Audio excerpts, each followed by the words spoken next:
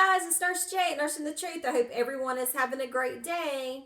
So I just got out of the shower and baptized myself and purified myself. And as usual, thank you for stepping on the Truth Channel. So what am I going to be talking about today? Who is the Dark Knight? And who has many, many pen names? So, who do you think I would be talking about today? Yes, Josephus, the man that never was. He was the Dark Knight.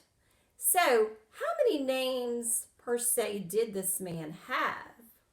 Well, his birth name would be Marcus Antonius Calpurnus Piso. So, let me give you some more pen names that he has. He is under Cecilius Paetus, Arius Calpurnus Piso, Montanus, Arius Antonius, Arius Verus, Annius Gallus, Cestius Gallus, Gessius Florus, Antonius Primus.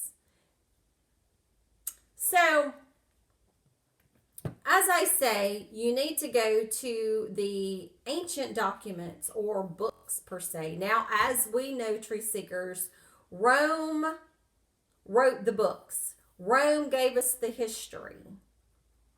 It's not always going to be the truth. We get the victor side of things. So, as we know, all the Roman oligarchy that we have running the world today and their ancestors, they were censors as well. And so anything that people would write, they would censor it. That's where we get the term censorship for today. So, as I've been reading Suetonius, the 12 Caesars, Tacitus, the Annals, and Pliny the Younger's letters, Josephus, as the many names that I have given you, was in these writings. If you know who the person's name is, then it makes total sense. Now, here's little Sunny. She wants to be a part of this show, I guess. Now she's going to lay down. But anyway, in the 12 Caesars, the last paragraph under the Emperor Vitellius, as we say, when Claudius and Nero didn't want this religious new savior thing coming up that Tiberius wanted to start, per se.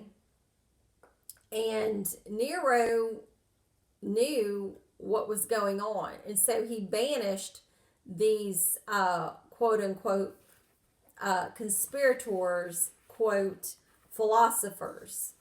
So then, after Nero died, you had Galba, Ortho, and Vitellius. Now, this is a time where Josephus has been exiled, and Nero exiled him to Syria and was governor because, see, Nero had his dad commit suicide in 65, and Josephus was born in 37, so he was a youngster. He wasn't a little boy, but he was a young man. And so he wasn't really running the game per se, but he did a lot of battles and took a lot of credit for it, and was a narcissist. He was mean, egotistical. but was very eloquent in his writings and very smart. He knew Greek and Latin, Aramaic, very, very studious. So when it came time for Vespasian to rule, he was under the cuff and actually was co-counsel with him behind the scenes, secretly ruling under Vespasian. So in the book of Suetonius, the 12 Caesars, it said in the last part that Suetonius is writing, it says, "The omen of the rooster at Vienna had been interpreted as meaning that a Gaul would kill him. A Gallus is both a cock and a Gaul. This proved correct. The enemy general who brought him down, meaning brought down Batellus, was one Antonius Primus, a native of Toulouse, and his boyhood nickname had been Rooster's Beak." You see, a native of Toulouse, France, Gaul. So then you go to Tacitus, and he's also mentioned in his book. And he was talking about Marcus Antonius Primus, a man ready for anything. And he was a great grandson of Gaius Asinius Pollio. So now I had to take snapshots of some things I wanted to talk about in my phone. So bear with me. This also, if I don't have Tacitus' history, so that's why I had to take snapshots of what he said as well in his history book. This is, and you can get Tacitus histories. There's 5 books, and you can get it free online. It says, "As soon as Antonius could recognize his men and be recognized by them, he sought to kindle their courage, striving to shame some with his reproaches, stirring many with praise and encouragement, and all with hopes and promises. Why, he demanded of the legions of Pannonia, 'Have you again taken up arms? Yonder is the field where you may wipe out the stain of past disgrace and redeem your honor.'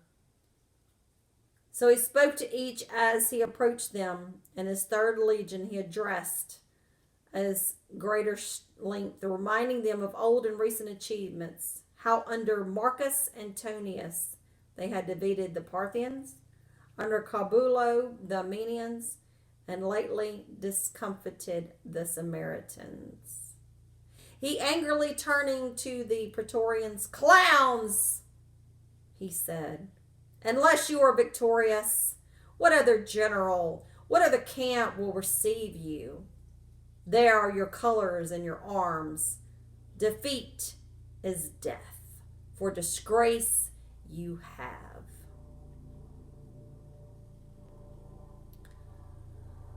So, very stern Josephus is. And let's see, what else did we have?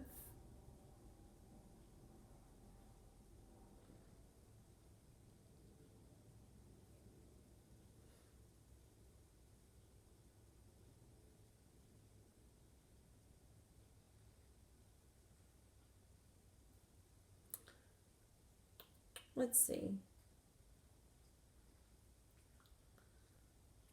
I know it's in here. Antonius soon turned to his own profit, regardless of the near approach of Musonius, a neglect more fatal than any contempt for Vespasian.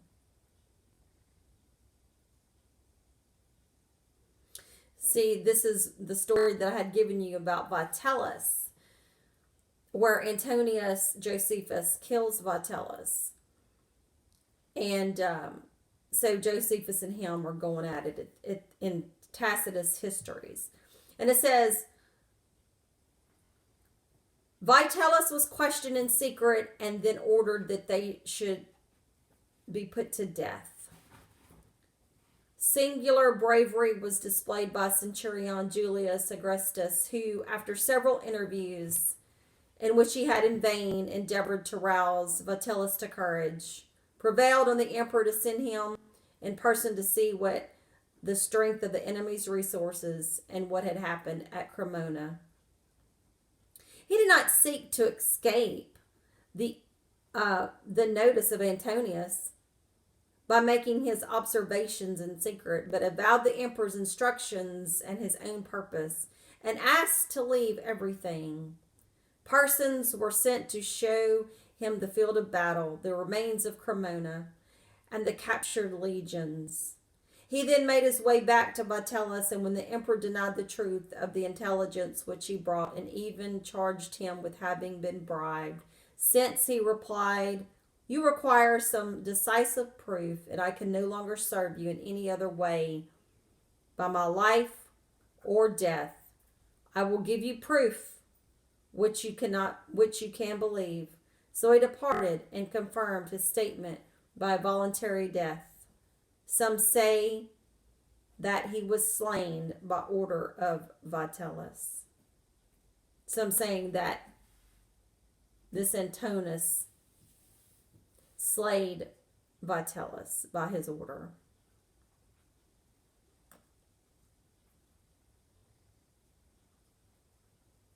Oh, you're going to like this one.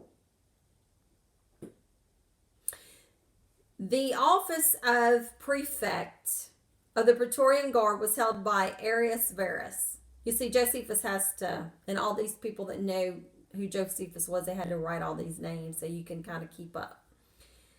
Was held by Arrius Verus. But listen to this, guys. This is what you got to think. When we say supreme, that means the highest. The office of prefect of the Praetorian Guard was held by Arrius Verus, but the supreme power was in the hands of Primus Antonius. And who did I say Primus Antonius was, or Antonius Primus, or Montanus, or Gessius Florus, or Cestius Gallus?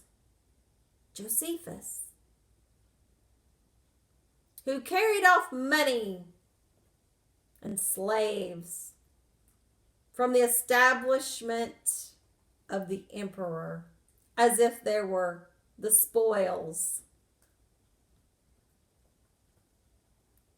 But the supreme power was in the hands of Primus Antonius.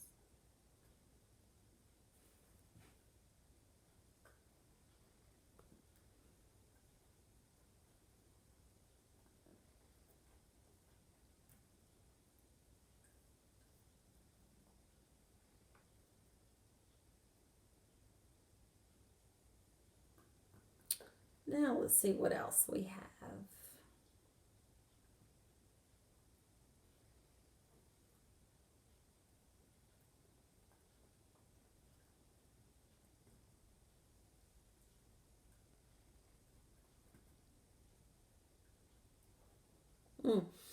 Okay, here we go.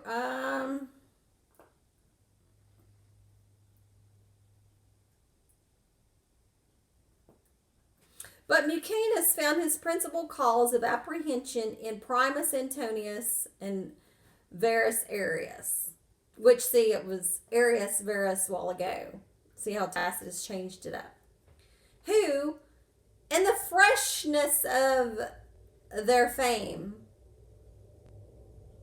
while distinguished by great achievements and by the attachment of their soldiery, were also supported by the people, because in no case had they extended their severities beyond the battlefield. It was also reported that Antonius had urged Scribonius Crassus, whom an illustrious descent added to the honors of his brother, made a conspicuous person to assume the supreme power. And it was understood that a number of accomplices would not have failed to support him, had not the proposal been rejected by Scribonius, who was a man not easily to be tempted, even by a certainty, and was proportionately apprehensive of risk.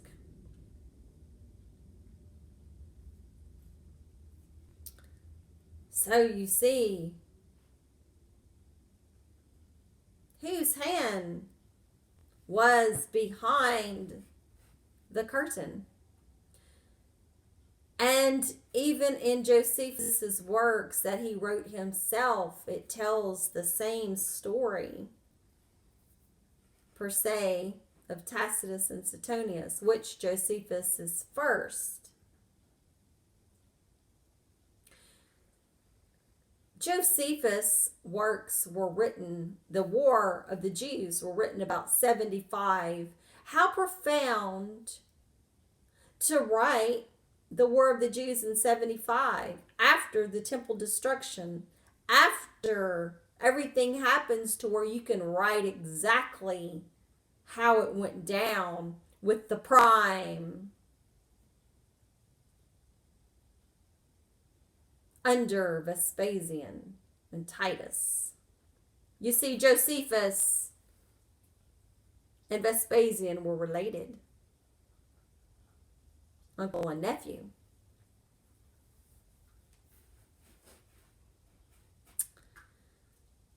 And, Josephus and his works. Now, think about this. If he was a full-blown Jew, Torah observant, then he would say, beyond a shadow of a doubt, waiting on his Messiah. Now, in Judaism, the Messiah in Judaism is a man, king, to rule over Judea. Not a savior Christology God that is not seen.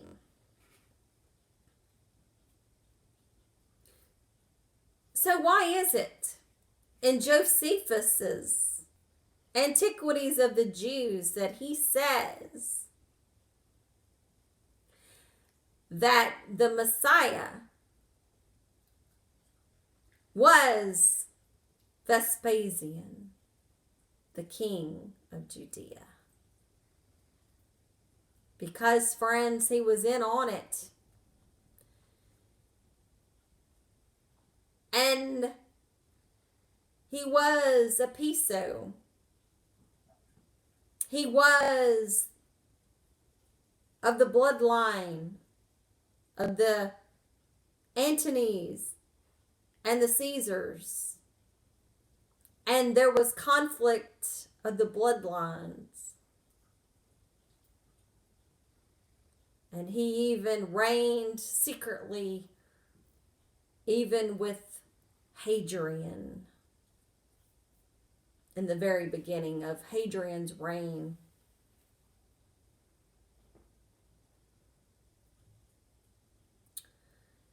So it all comes together. And even in Suetonius's works, he said that these Jews had a superstition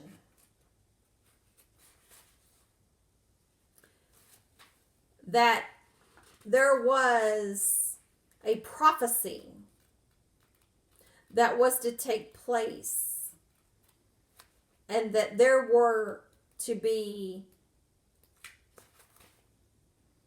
kings to come out of Judea. So Suetonius is making fun of that. But he says, in actuality, they got it wrong. It wasn't talking about someone out of Judea being their Messiah. It was Rome that was to be their Messiah. And then you have Josephus saying the same thing, a superstition. So here it is. I found it. It says, quote unquote, in Suetonius. An ancient superstition was current in the East that out of Judea at this time would come the rulers of the world. This prediction, as the event later proved, referred to a Roman emperor, but the rebellious Jews who read it as referring to themselves murdered their governor, routed the governor of Syria when he came down to restore order, and captured an eagle. To crush this uprising, the Romans needed a strong army under an energetic commander who could be trusted not to abuse his considerable powers, and the choice fell on Vespasian. He had given signal proof of energy, and nothing, it seemed, need to be feared from a man of such modest antecedents.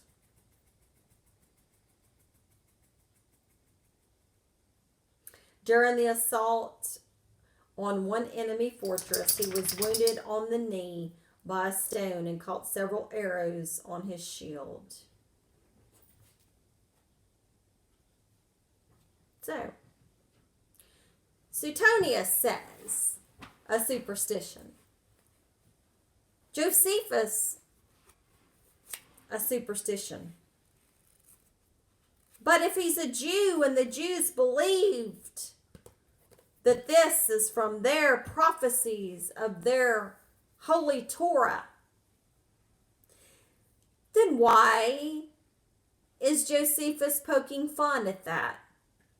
Because he's not a Torah observant Jew.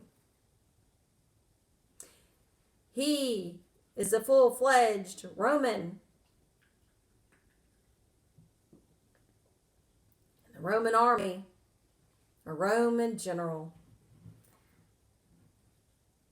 So until next time, friends, I hope you have enjoyed this enlightened video. I encourage you to please read your ancient history. Look it up. Look at the names. They all are in synchronicity together. And even if you have read the Antiquities of the Jews, and I've read it several times, and when I first started reading it and I started seeing the same names like Prime, Antonius, Montanus, I'm like, who are these people? I don't know where they're coming from. It was one and the same, but a different name. And so he confuses to where you can't pick up the dirty breadcrumb trails. And you see, now that I've read that to you about Suetonius and Tacitus, let's see what Pliny has to say to his guy. All right, come on, Pliny, because I know you have it in here. Sorry, guys, I have it in here, but just bear with me. I should have put something in here to mark it instead of flipping on live time. But Nurse J doesn't have a script that she reads of. She just goes right into it. I'm sorry. You gotta love me. Because I've had it in here. Well, I'll tell you what. I'm just going to get smart and do this right quick. 126, 131. That's what it is, 126. Well, duh. Here we go. He says, Arius Antonius, I've been trying to make a successful Latin translation of some of your Greek epigrams. Can I give you any better proof of my admiration? A change for the worse. I know, the main reason being the inadequacy of my own talent. And then the limitations, or rather what Lucretius calls the poverty of our native tongue. But if these translations into Latin and by me retain for you any of their charm, you can imagine the delight I take in the originals, written in Greek and by you.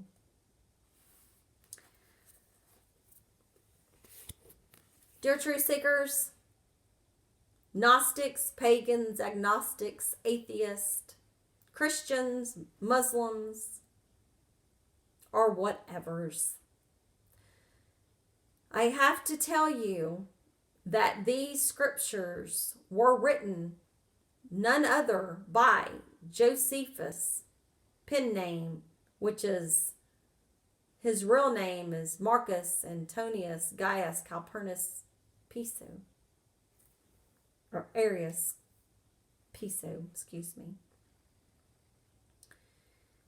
So until next time, Hotep and Ashe, and don't let anyone else tell you any more BS from the pulpit.